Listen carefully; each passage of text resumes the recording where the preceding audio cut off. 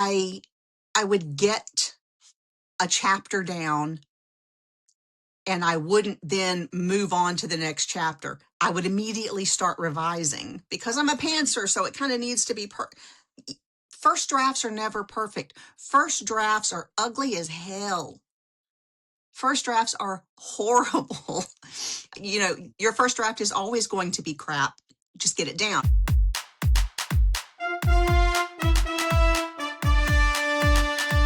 This is a 3 Questions for Authors podcast brought to you by Quilltips. Hello, everybody. My name is Gabriel. I am the host of the 3 Questions for Authors podcast. We've got another great episode for you today. We've got A.L. Richards with us, who joined for an episode of the TikTok series, the shorter version of 3 Questions. And she's now decided very graciously to hop on for a full-length podcast episode. So we're really excited to have her. Welcome to the show, A.L. Thank you for having pity on me and having me on. This is not me being gracious. This is me being grateful. Well, we're humbled by your presence, so we appreciate it. So, all right, AL, to kick it off with your background. Tell us how you got into writing. What do you like about writing? Where did the itch come from that got you to sit down and write a book? When I grew up, I grew up a neurodivergent only child in a time where neurodivergent wasn't really even a word. Because I'm old. I mean, I had an 8-track player in my bedroom, old. Okay. And so I didn't have siblings, kind of socially awkward. So I read a lot. I that's where I found my friends. That's where I escaped when things got a little too much to handle. I escaped into fiction. That's where the urge came from. And I think most writers, we all start as readers, and we get that we get bitten by that bug to start creating our own worlds because we spend all this time in other people's worlds. And at some point, there's something I think that ticks over and goes, well, that's great, but what if it? Mm-hmm. And it just kind of goes from there. Mm-hmm. So you were reading voraciously as a kid. What Oh, what yeah. kind of stuff did you like to read? What were your Oh my gosh. I mean, I think I would be remiss if I didn't mention the Chronicles of Narnia, the Black Stallion books by Walter Farley. I still have my copies from when I was a kid. I still have those copies, and my daughters read them. Um, and then my stepmom introduced me to Anne McCaffrey when I was in middle school age. And that really was, I think, what tripped me over the edge from just devouring what other people created to really wanting to create something myself. Part of it was because it was a woman. And it was a woman who was writing the kind of stuff that I liked to read. The first woman to win a Hugo Award, Anne McCaffrey, just amazing. So I kind of credit it to her to really giving me that itch. Mm-hmm. Mm-hmm. And were you starting to experiment with writing some things on your own at that point? Absolutely. Absolutely. There were so many notebooks and journals and things that had bits and pieces of stuff written down, stuff when I started, ideas. Most of them were terrible. That's what happens. That's the only way to do it. Most of Suck. them Yeah. were absolutely awful. But it was a start. It was a start of taking what was in here and putting it on paper. And I think once you get a taste of doing that, you kind of can't go back. Right. It's just very freeing to just have a blank sheet of paper that you can create the story. It's like, all It right, really yeah, is. but like I could rewrite it this way. Like, what if this happened? Like, or that. Exactly. Yeah. And it's, I mean, yeah, there's that sense, in some ways, there's that sense of control. I don't necessarily know that I'm in control of the process at this point because my characters argue with me all the time. And there have been times I'm like, fine, we'll do it your way, you know. And my husband's just kind of going, because he'll hear me. He'll be downstairs and he'll hear me up Right. here in my studio screaming at one of them. Are you crazy? Yep. Yeah, he knows I'm not on the phone. He knows I'm writing. Yep. So, Yeah. No, there's no Bluetooth. We're yelling at characters, and yep, yeah, they're yelling yep. back. And they're Uh, yelling back. they're yelling back, and look, we can't. Yeah, they just can't help themselves sometimes. So, all right. So you're writing. You're writing some things. You're reading a lot. Bring us into a point where you thought, all right, now I'm going to actually sit down and write a book instead of just kind of noodling around with some things. The problem is I noodled around with stuff for decades, Mm-hmm. for literal decades. Um, because I had it in my head that writing was going to be this very bohemian process for me, that I was going to sit down and I was just going to write the story as it came. And, now people call it pantsing. Mm-hmm. I Sure. was going to be a pantser. Pants in it. Yep. No, Yeah. that does not work for me. That, and because of that, I, I would get a chapter down and I wouldn't then move on to the next chapter. I would immediately start revising because I'm a pantser, so it kind of needs to be first drafts are never perfect. First drafts are ugly as hell. First drafts are horrible.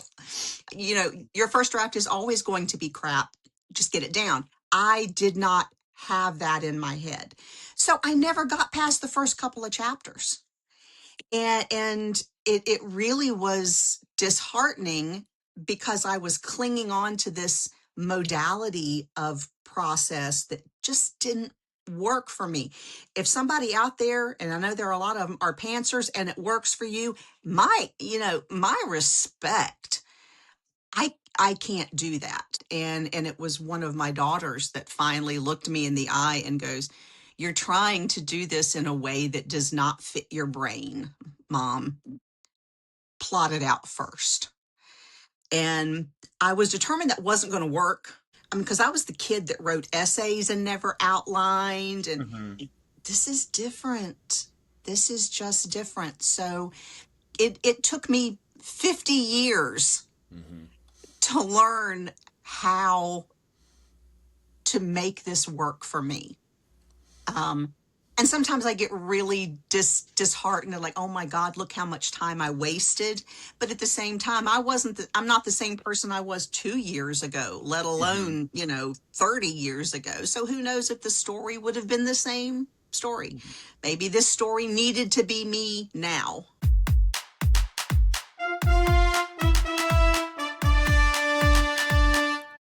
Authors, are you unhappy with your author website or feeling like you have too many tools that you've signed up for just to get your online presence set up? Luckily, Quilltips is here to help. Quilltips lets authors build beautiful, interactive book pages and author profiles that they can share with readers to grow their audience. It's fast, inexpensive, and looks great. Get started today by going to quilltips.co. That's quilltips.co. So, what is your process now? You'd say you're a plotter. What does plotting look like for you? That For those on the audio version, we're looking at a whole lot of sticky notes there on Yeah, the there wall. there is a four Yeah, by six yeah. foot whiteboard here. And currently it's what's up there is for Blocked and Bewitched, which is my paranormal hockey romance that I'm working on now. And it's act one, act two, and act three, and then every chapter's basic plot on one of those sticky notes under, whatever the act is. Um, I like using the sticky notes because if I change something in a chapter, all I have to do is take down that one sticky note, make the changes, put a new sticky note up. I can rearrange them if I need to. That that works for me. It scratches the visual part of my brain that still, I mean, I'm an artist on top of being a writer, and so that scratches that part of the brain for me. and it gives me some control that I don't necessarily have if I do it digitally, because if I'm writing, I have my laptop in front of me. I can literally turn around, take a peek at something. If I was using a digital outline, I would have to move out of the document, out of Atticus where I'm writing, and then move back. And for some reason, that flips my brain. And then when I go back into Atticus and go back to that point in the document, I have to reorient myself. So old school works for me. Do you find that, and I've heard kind of different versions of this from different authors, do you find that when you're trying to plot something out, do you start with the end, kind of where you like everyone to end up, kind of at the end of the No, story, or do you start with you start at the beginning and work your I way start forward? at I start at the beginning. I start with my characters, my two main characters. I start with them, and then I decide what is it that they are trying to overcome. What is it that they are fighting against? What is it that they are trying to surmount? And then I start adding in the big events of the book. And then I start, so I basically start by putting together the skeleton, and then I add the muscle and the skin, and I go back in layers. And in a lot of ways, it's a lot like how I do a piece of art. I start with the very basic blocking in the shapes. Where is this gonna, where is this figure gonna go? Where is this mountain gonna go? Where is this? And it's literally just blocked in vine charcoal. And then I add some more refinement, and then I start adding shadow, and then I start adding highlight, and then so it works in layers. That works the same way for me. It also helps that I am a ridiculously fast typist because I worked my way through college as a medical transcriptionist. That'll help. Yeah. So it really does help that I'm really fast. Yep. So that makes that lets me put down anywhere between 3,000 and 5,000 words a day. Mm-hmm. Just cranking. Yep. Yeah. Yep. And I'm very fortunate in that this is my job now. My husband kind of looked me in the face and said, "Chase it. This is what you want to do. Chase it. I got this." So, I have done it when I was still homeschooling our kids? Probably not. Didn't have that kind of time, but I do now. I do, and I do treat it like a job.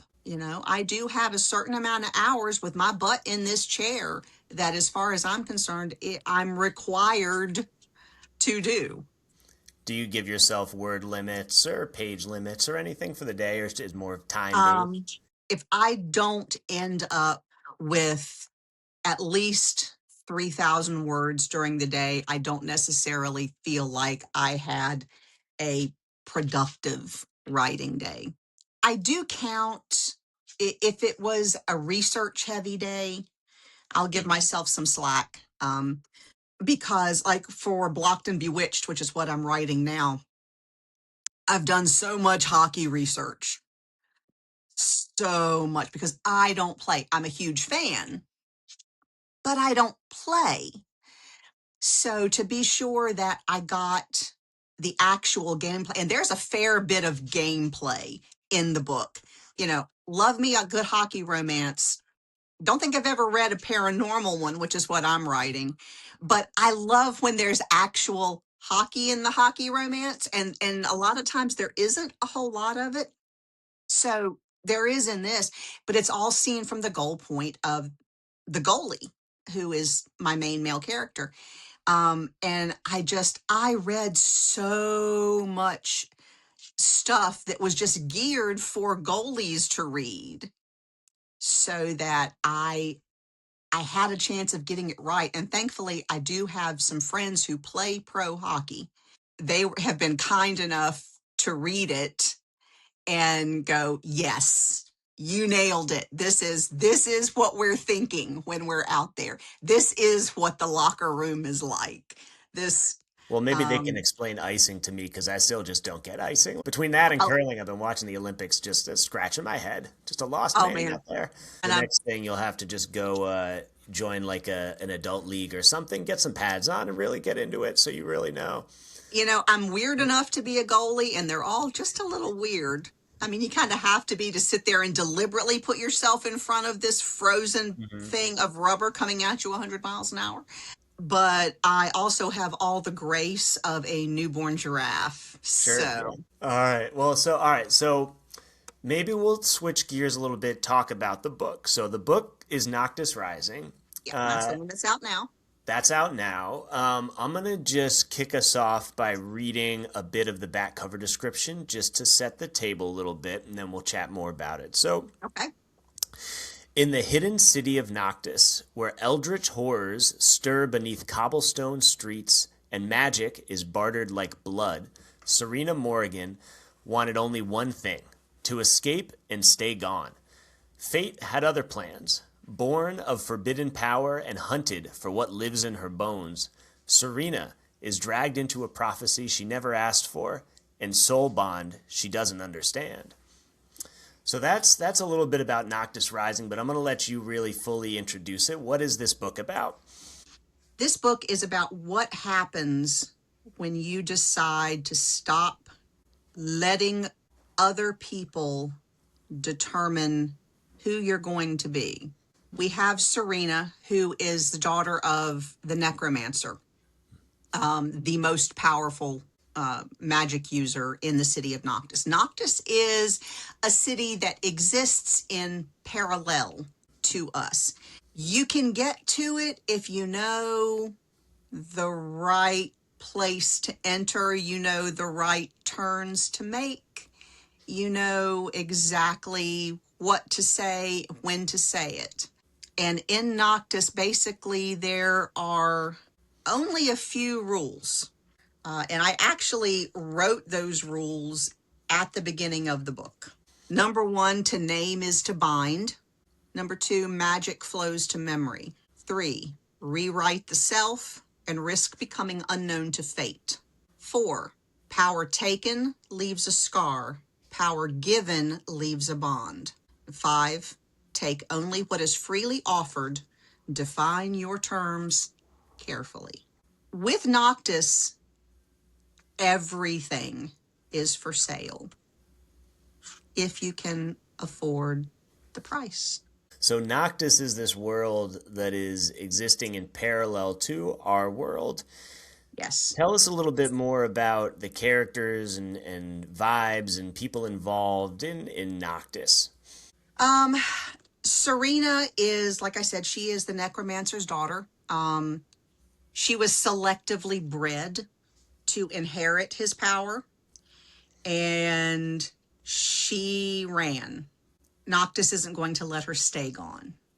Gabriel is former special forces, and I kind of pulled that in because I grew up in the special operations community. My dad was special ops, so I kind of pulled that in for a lot of people that I know. One of my best friends is a retired Green Beret, and one of my other best friends is a retired SEAL. So um, I had a lot of people that I could consult to get Gabriel's character right. But he doesn't call himself a mercenary. He calls himself a fixer. And he has experience with Noctis. So when Noctis comes calling, she needs backup. And someone that she knows from Noctis kind of connects the two of them. And they go back so that she can put an end to this being hunted once and for all. And one of the things that's really interesting about even the way you're describing it now is Noctis as a character. Like it's not just Yes. the setting, but it kind of has emotions. Like there's an agenda to this Yeah. environment that they're in. So tell us a little bit more about that. Part of it is I am fascinated with the concept of spaces that are more than spaces. Whether you have a space that is inhabited by the remnants of everything that's happened in it, and it has almost become sentient, because of that, or whether that's simply the way it was created. The idea that a space can be more than a space, and a setting can be more than just a place where things happen. It fascinates me. When you add that to the concept of like a portal, of you can end up someplace different, if you can find the right place to enter. Put those two together, that's what gave me Noctis. I wrote the story that I wanted to read. There are authors who do this parallel city situation really well. Brandon Sanderson, it's my understanding that his Stormlight archive. Stephen Donaldson did it a little bit with his A Man Rides Through. Simon R. Green with his Nightside series. And in that one, the Nightside very much has its own character, its own, almost its own sentience. And Anne Bishop with her Black Jewels trilogy, she's got these realms that exist parallel to each other, and people cross back and forth between them.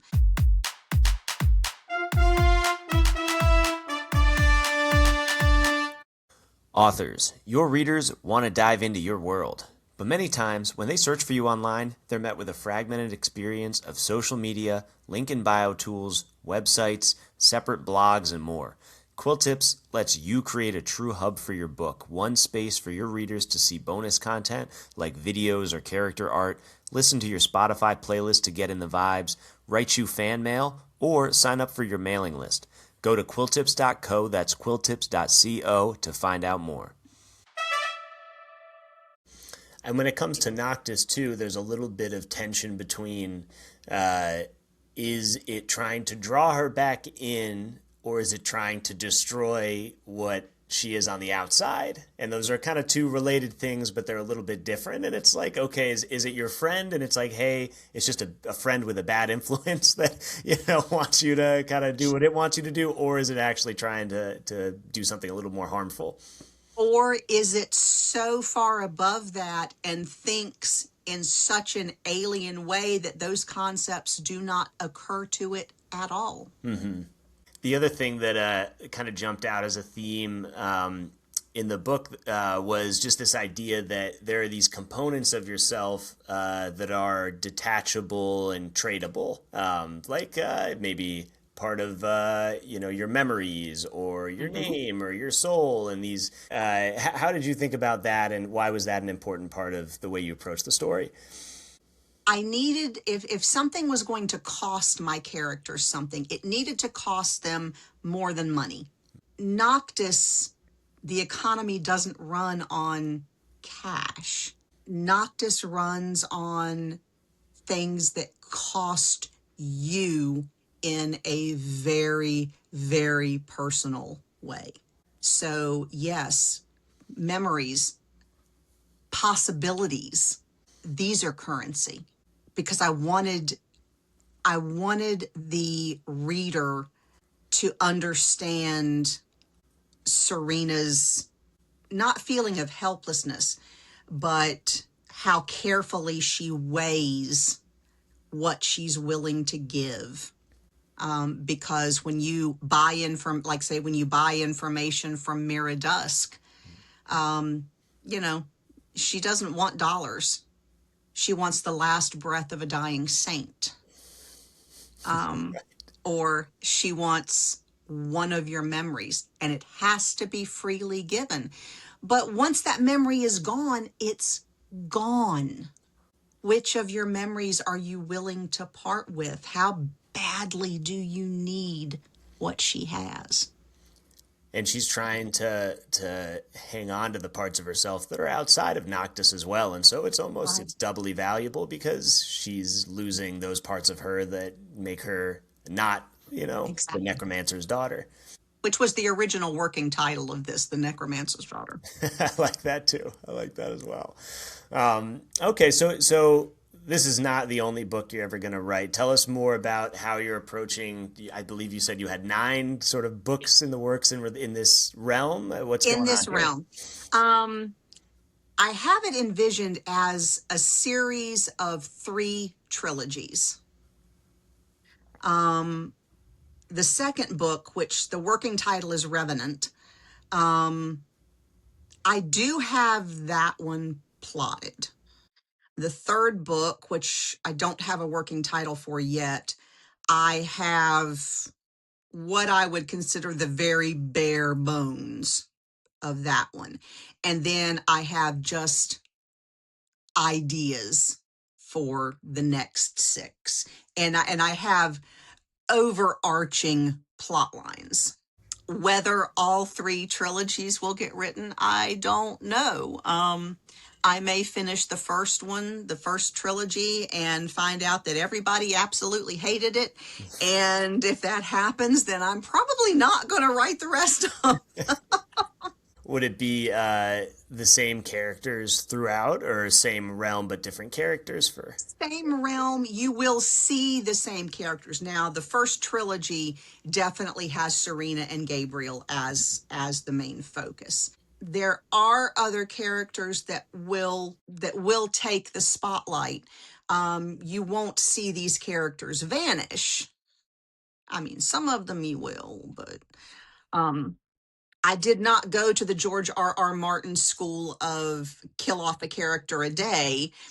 So I don't think you're going to see that happen. But yeah, each trilogy the central focus characters will change, but there is a relation to, and these characters will still show up. So, one thing I wanted to do was to get into the book itself a little bit, and I believe you've prepared a passage for us. So would you like to go ahead and introduce us to one of the passages in the book? Yeah, I actually, when we started talking, originally I had planned to read when they first went into the glass menagerie, but now I decided I don't want to do that one. I wanted to read when they enter Noctis for the first time. And this is told from Gabriel's point of view. I reached into the back, grabbing my go bag. Serena had wedged hers under her feet, and she pulled it out, shoving her purchases into it, slipping her arms into the straps. She tilted the seat forward for Riot, and he jumped down, his nails clicking against the pavement. In the eerie silence, each sound seemed amplified. He stared at the tunnel entrance, hackles raised. He doesn't like it, I observed. That's because he's smart. She reached down to run her hand over the top of his head, and he settled, pressing close to her leg. You know the drill. Keep your eyes to the front. Don't slow down and don't stop, no matter what you hear. I nodded. There were things that prowled the tunnels, and they were always hungry. She fell in beside me. We stepped into the tunnel, and the world changed. The darkness wasn't just the absence of light. It was something alive, swallowing light and heat and any semblance of hope you might have had when you walked in. The walls twisted, writhing as if the concrete itself was panting. They glistened with something that wasn't water, something that looked infected, and the air smelled fetid and wet. We'd walk what felt like north for 5 minutes, then take a turn that should have taken us west, but suddenly we seemed to be heading back the way we'd come. The minutes felt like hours, and the ground beneath our feet became increasingly spongy. Our footsteps had been echoing, but they became increasingly muffled, like walking on raw meat, and other sounds started to make themselves known. Keep moving, Serena murmured, her voice barely audible over the whispering that was getting louder. Don't listen. But I was listening. I couldn't help it. The voices were insidious, slipping past defenses I'd spent years building. The tunnel was hungry. That was the only way to describe it, like it wanted to peel us apart and see what we were made of. Riot pressed against my leg, and his solid warmth was grounding. I didn't trust animals much, too unpredictable, too instinct-driven, but this dog, he knew things, and right now he knew I was close to the edge.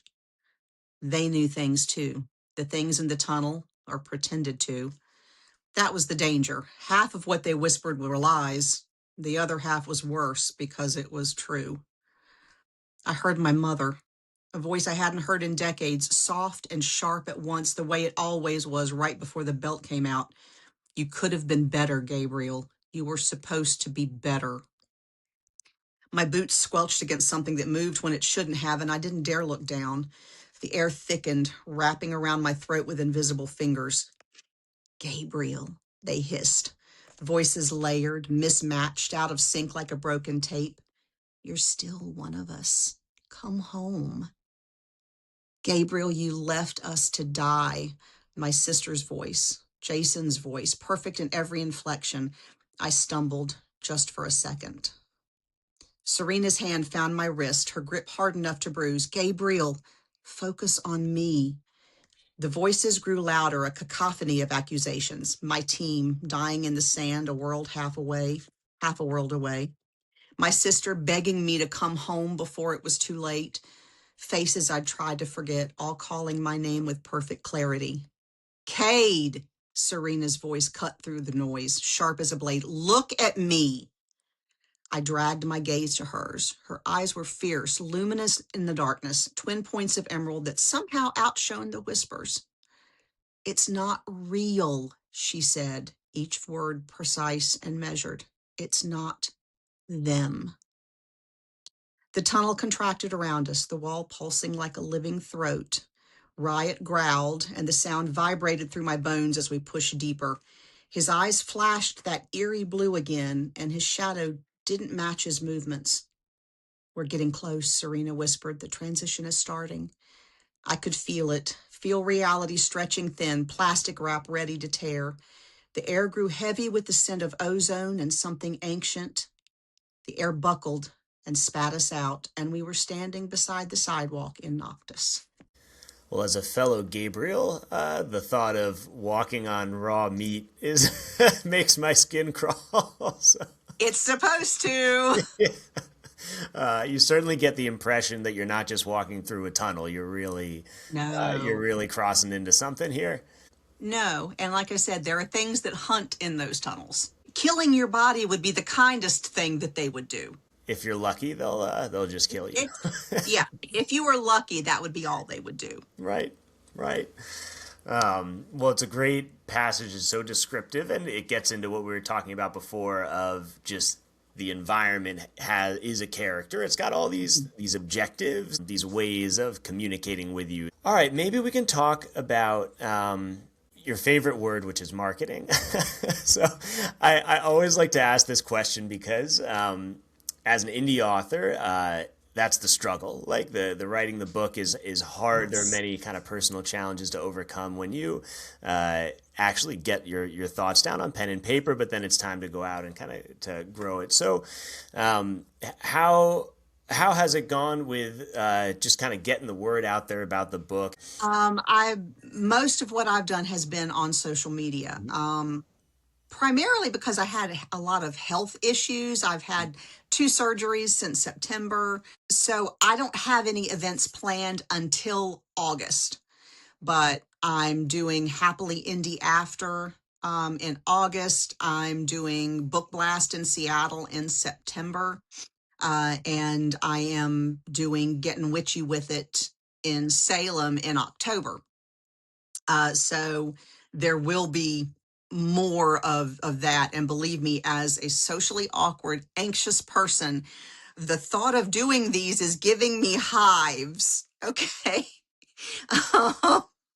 And bless his heart, my husband is going with me to the first one as my assistant. So hopefully I don't pass out. Because like I said, my whole thing is I'm boring, my book's not. Please read it. That's really where I'm at. I decided to go indie because if I did the trad route, and I do think that Noctis was good enough to get agent representation, but if you're not one of their big names, if you're not the Stephen Kings and the Sarah J. Maas of their publishing stable, a publisher is not going to spend any time or money marketing you. So if I'm going to have to do all that anyway, I'm going to retain control and I'm going to retain the lion's share of the royalties. Because yes, they give you an advance. First time author advances are nothing really to write home about. And those are split up into three. So you don't get it all at once. And your agent takes 15% of it, which they deserve because they got you the deal to start with. But once you figure all that in, you're really not making much. And until the advance is paid back, you won't see a dime of royalties. I just didn't want to deal with all that. If I was going to have to be putting my time and my effort into marketing anyway, I was going to keep control and I was going to keep the bulk of the royalties. And my book is available. You can, if you want to go to Barnes and Noble and have them order you a paperback copy, they can absolutely do that because I have Ingram Spark. And copies have been sold through brick and mortar bookstores. It's as available as it would be if it was traditionally published. Now, will that be the decision I make with every single book? Maybe not. It's going to be one of those things where we'll see what happens with each one that comes out. But so far, yes, marketing is the absolute bane of my existence. I am not good at it. I don't like being in front of a camera. Um, and I don't necessarily do anything that's super duper interesting. It's funny when people say, well, put this over, B-roll footage. My whole life is B-roll footage. I'm walking around in leggings with pirate dogs on them and my hair in a messy bun writing at my desk. What do you want from me? What strikes that as A-roll footage to you? I mean, come on. So it's a whole process and I'm not good at it. I have learned a lot. I've learned, for instance, that I need a lot more ARC readers than I think I do because only about 10% of your ARC readers will actually leave a review, That funnel is which tough. Yeah. which which floors me. Whenever I've taken an ARC from somebody, I'm going to review it. Mm-hmm. Now, if I can't leave a positive review, I'm going to contact them just separately and say, hey, if I can't leave 3 stars or up, Mm-hmm. and I'm going to say, okay, I really can't leave a 3-star or higher review for this book. And here's why. And I'll tell them. I do try to make sure that I don't take arcs that are outside my wheelhouse because I don't want to have to leave a review going, this really wasn't my jam. Mm-hmm. Do you have any sort of, or what was your qualification process, I guess, for ARC readers? Was it kind of anyone could sign up, or you had to have Yeah. something? Yeah. Yeah. But I kind of capped it off at like 25, Mm-hmm. because I had this fear of all these copies of my book being out there. And I used Book Funnel, which of course is great because it watermarks ARC copies and there's a limited download. And once the email address has downloaded the copy, that's it. It can't Mm-hmm. can't be downloaded, by them again. So that gave me a little bit of peace of mind. I wish that I could afford to send physical ARCs, Mm-hmm. but there is no budge in my budget Yep. for that. So this time around, I definitely will be doing more ARC readers than I did the last time because having those reviews hit the day of release, the week of release, is huge. And I didn't get that with Noctis. The reviews I did get have been fantastic. It's 5 stars on Amazon and I think 4.8 on Goodreads. I'll take that any day of the week, but I do need more reviews than what I got. And hopefully, as it goes on with when Blocked and Bewitched comes out, if people like that, they're willing to give this one a shot. When Revenant comes out, they'll be like, oh, I need to read book 1 before I read this one. Um, so I'm hopeful that Noctis is still going to keep finding readers. it was fun. I had a friend who was in an overseas theater. I will not say where, and he read it. He actually was one of the ones who was vetting my tactics and my battle scenes for me to be sure I got those right. And he bought 3 copies and passed, and his whole team read the book. And then one guy had his wife buy it and they were buddy reading it. I actually have had more men read this despite the spicy content than women, which surprised me, but I'll take it. Look, guys, yeah. I'll take Time to go that. to get spicy. Because this one isn't a romance. It has a romance subplot, but I would not categorize Noctis Rising as a romance. So, Can you tell us more about Blocked and Bewitched, or is it still too under wraps? oh no, I am about 3 chapters shy of finishing the rough draft.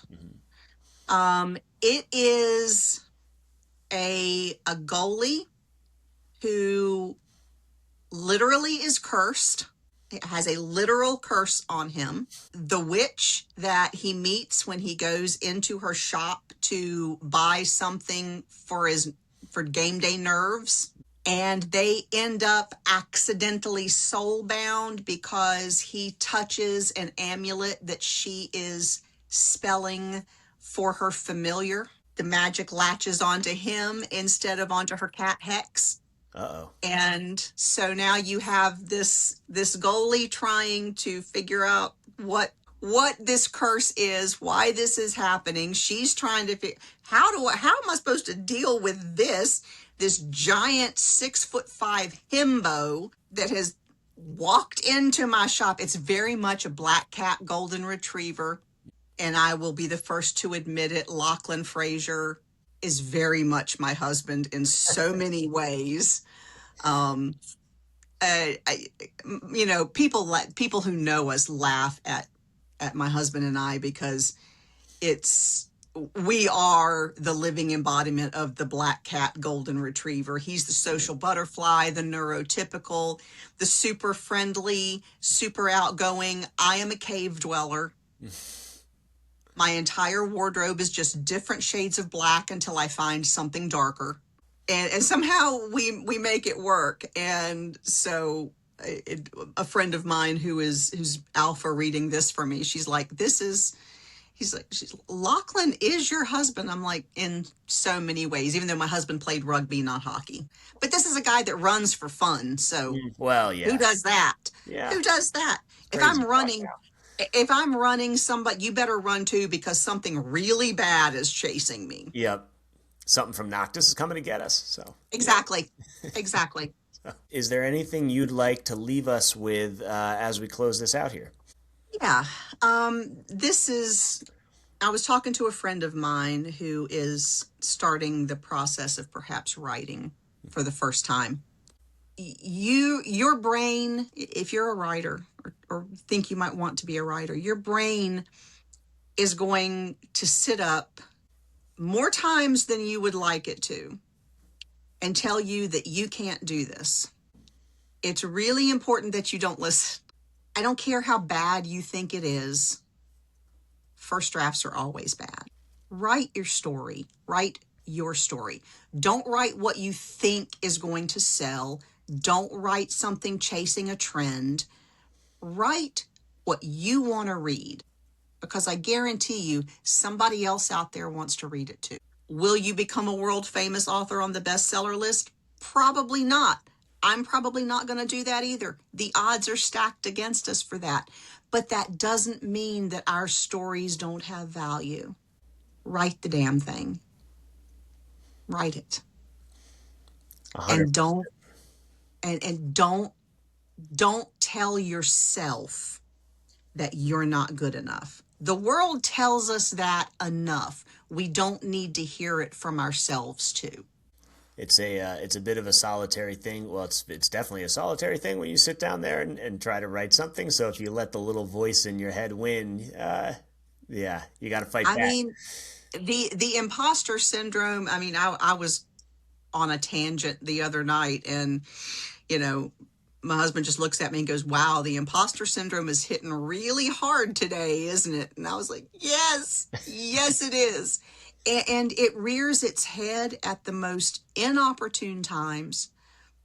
Don't let it steal your joy in creating. Don't let it do that. That's just the programming that you have received throughout your life that all of us take in. Every time somebody tells you, every time you failed, every time someone tells you you're not good enough, you do take that in. Don't let that rob you of the joy that you get from putting your words down on paper. Write it. Just write it. And whatever you do, don't edit as you go. Yeah, that's the biggest takeaway. Yeah. Oh, that way lies madness. Yeah. And I had a spell with that just a little bit ago, and literally was texting two of my friends who are also indie authors, one of whom used to work for one of the big publishers. I was like, talk me out of it, because I really want to go back and just like, no, do not do this. Do not do this. And I just I needed them to talk me off that ledge Mm-hmm. of going back in and because I had a plot hole that hit me. I was like, oh crap, how did I not notice this? That's what edits are for. Mm-hmm. That's what revisions are for. Get the story down first. Then you can't polish what you don't have.